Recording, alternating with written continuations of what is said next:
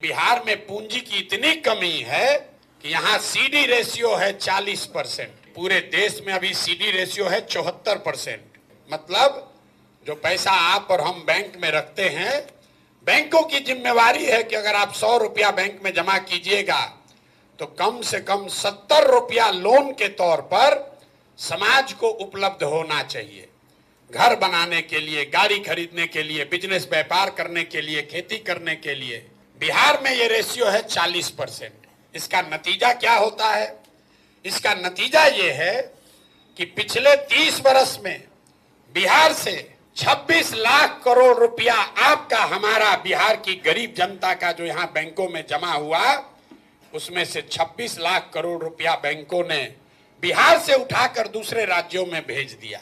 पिछले वर्ष यहाँ बिहार की गरीब जनता ने यहाँ के बैंकों में टोटल पैसा जमा किया 4,61,000 करोड़ रुपया, और 4,61,000 करोड़ में से 70% के हिसाब से कम 2,80,000 करोड़ रुपया बिहार के लोगों को मिलना चाहिए था, रोजी रोजगार के लिए, व्यापार के लिए, घर के लिए, गाड़ी के लिए। मिला कितना? 1,61,000 करोड़। बाकी पैसा कहाँ गया?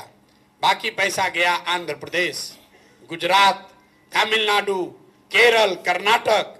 वहां पर सीडी रेशियो कितना है?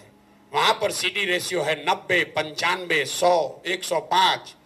अगर आंध्रा में बैंकों में 100 रुपया जमा हुआ तो आंध्रा के लोगों को 105 रुपया कर्ज मिला। बिहार के लोगों ने 100 रुपया जमा किया तो हमको, आपको 40 रुपया मिला।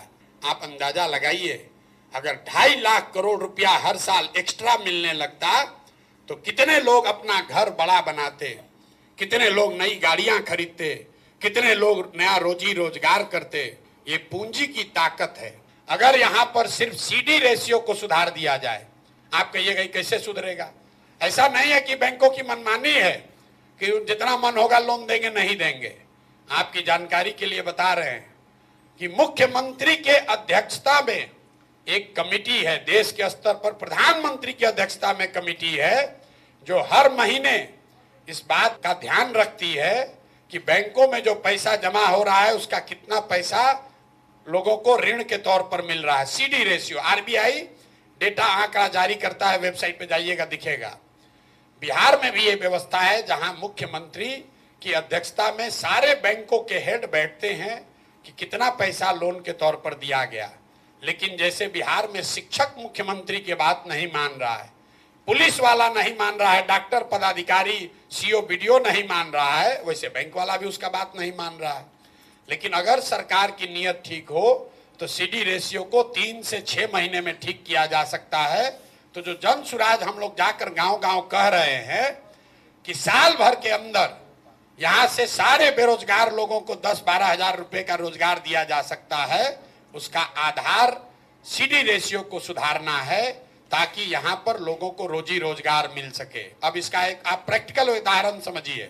गांव में मान लीजिए आपको बाल काटने आता है, बाल काटने आता है, आपके पास 20,000 रुपया है, आपने 5 साल 7 साल मेहनत किया, किसी सैलून में काम किया, 20,000 रुपया बचाए। अब आपकी इच्छा हुई कि हम एक सैलून खोलें, सैलून खोलेंगे, उसमें 4 आदमी को नौकरी भी देंगे, अपना परिवार भी चलाएंगे। सैलून खोलने जब आप गए अपने शहर में तो पता चला कि यहाँ तो 1 लाख रुपया लगेगा तब सैलून खुल पाएगा। तो आप नेचुरल, आपका प्रयास है कि आप बैंक में जाइए ताकि 80,000 रुपया आपको मिले और आप 1 लाख में सैलून खोल लीजिए। 80,000 को सैलून चलाकर धीरे धीरे वापस कीजिएगा। जब बिहार में पूंजी उपलब्ध नहीं होता है तो आदमी क्या करता है? बाल काटने उसको आ रहा है लेकिन पूंजी नहीं हुआ, अब बचा उसके पास अपना 20,000। तो उस 20,000 को खर्च कैसे करता है? वो 5,000 रुपया, 4,000 रुपया खर्चा करता है, किसी नौकरी के दलाल को देता है कि बॉम्बे में, दिल्ली में किसी सैलून में हमको नौकरी दिलवा दो। फिर 2,000-2,500 रुपया में ट्रेन का, बस का टिकट खरीदता है ब्लैक में कि हम लदाख और बोरा की तरह कम से कम दिल्ली, बॉम्बे पहुंचे। 5-7 हजार रुपया खर्चा हो गया। अब बचा उसके पास 15,000, 12,000। वहां बॉम्बे, दिल्ली गया तो वहां जो खोली वाला है तो 3 महीने का एडवांस ले लिया, 5-7 हजार वो भी चला गया। 1-2 हजार रुपया का जो बर्तन बासन है उसमें खर्चा हो गया। तो आप देखिए पूंजी की महत्ता।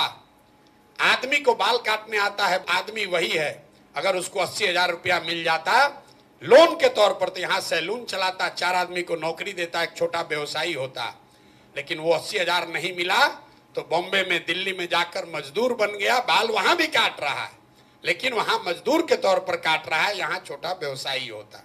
तो हम लोग का जन स्वराज की जो सोच है कि जो जवान लड़के हैं, जो नवयुवक हैं, उनको पूंजी उपलब्ध कराया जाए ताकि घर घर में रोजी रोजगार हो सके।